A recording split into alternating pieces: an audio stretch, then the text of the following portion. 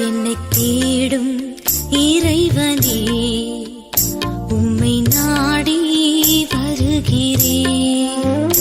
என்னை தேடும் இறைவனே, உம்மை நாடி வருகிறேன். ஜூன் 28வது நாள். இன்றைய தியானத்தின் தலைப்பு கலாச்சாரம். வாசிக்க வேண்டிய திருமறை பகுதி லூக்கா 6வது அதிகாரம் முதல் 10 வசனங்கள். கலாச்சாரம். நீர் யூதனாயிருக்க சமாரியா ஸ்திரீயாகிய என்னிடத்தில் தாகத்துக்கு தாய் என்று எப்படி கேட்கலாம்? இயேசு கிறிஸ்து ஓர் இஸ்ரவேலன், யூதன். இஸ்ரவேலருக்கென்று பழைய ஏற்பாட்டில் நியாயப்பிரமாணத்தில் பல 100 கட்டளைகள் கொடுக்கப்பட்டிருக்கின்றன.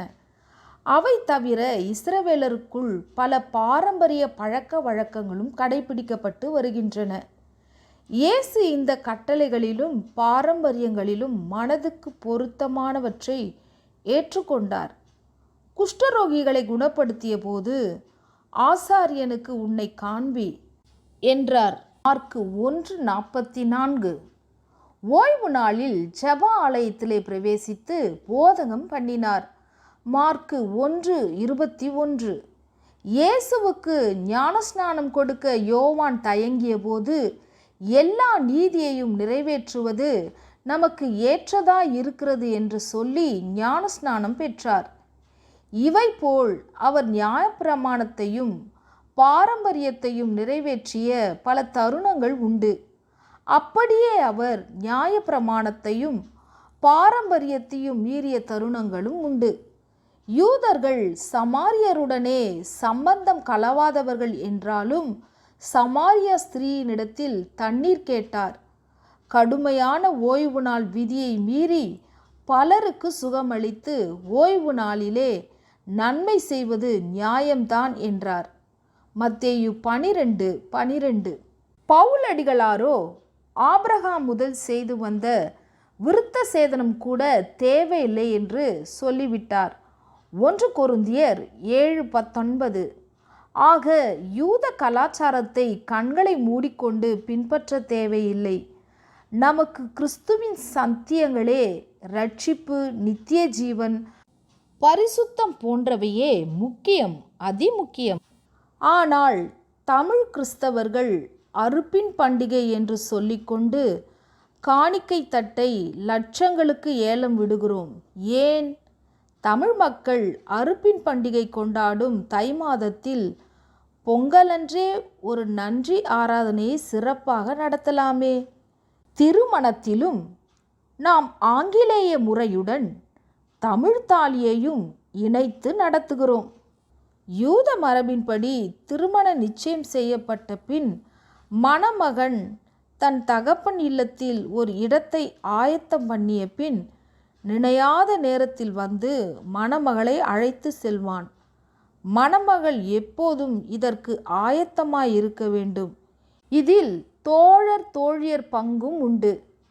அது நம் மனம் கவரவில்லை, விட்டுவிட்டோம். ஆனால் தமிழ் மண்ணின் நல்ல சில பண்பாடுகளை விட்டுவிடாதிருப்போம். எந்த நாட்டினதாயிருந்தாலும் கண்ணியமான கலாச்சாரத்தை கிறிஸ்தவத்திற்கொத்த முறையில் கடைபிடிக்க வேண்டும். எந்த நாட்டினதாயிருந்தாலும் கண்ணியமான கலாச்சாரத்தை கிறிஸ்தவத்திற்கு ஒத்த முறையில் கடைபிடிக்க வேண்டும். ரட்சிப்பு, நித்திய ஜீவன், பரிசுத்தம் நோக்கியே ஓடிடுவேன். ரட்சிப்பு, நித்திய ஜீவன், பரிசுத்தம் நோக்கியே ஓடிடுவேன். இரட்சகர் இயேசு கற்பித்த வழியில் அனுதினம் நடந்திடுவேன். இரட்சகர் இயேசு கற்பித்த வழியில் அனுதினம் நடந்திடுவேன். பக்தி, வைராக்கியம், கலாச்சாரமும், பக்தி, வைராக்கியம், கலாச்சாரமும் பண்பினால் அன்பை வளர்த்திடுவேன் எந்தன் வாழ்க்கையிலே. பண்பினால் அன்பை வளர்த்திடுவேன் எந்தன் வாழ்க்கையிலே.